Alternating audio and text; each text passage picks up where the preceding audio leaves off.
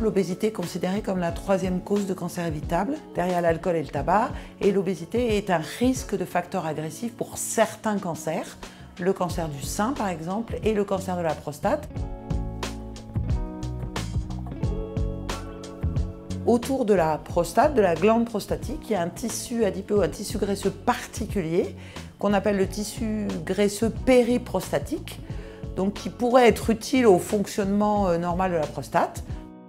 On a montré que le tissu adipeux périprostatique était capable d'attirer les cellules de la prostate en dehors de la prostate, c'est-à-dire de favoriser la dissémination locale et aussi de favoriser la dissémination à distance.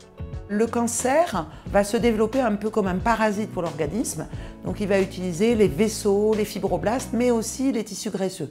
Mon équipe, associée à l'équipe du professeur Philippe Vallée, nous avons été les premiers à montrer que les adipocytes étaient modifiés et utilisés par les cellules cancéreuses, qui sont un formidable réservoir de lipides qui peut leur servir à fabriquer d'autres molécules et aussi à fabriquer de l'énergie. Et donc c'est pour ça qu'il est capable d'interagir avec ce tissu. Ce qui est particulièrement innovant dans la façon dont l'équipe travaille, c'est le fait qu'on a décidé dans l'équipe d'utiliser du tissu adipeux de la moelle osseuse.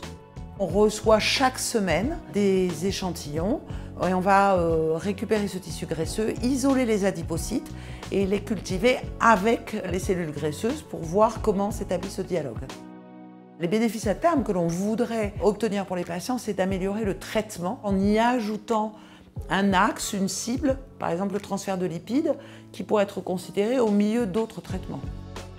La Ligue contre le cancer nous a soutenus depuis la création de l'équipe au travers de bourses de thèse et depuis 2020, la Ligue nous soutient via ce qu'on appelle une labellisation, ce qui pour nous est un soutien majeur qui nous assure une sérénité et une tranquillité.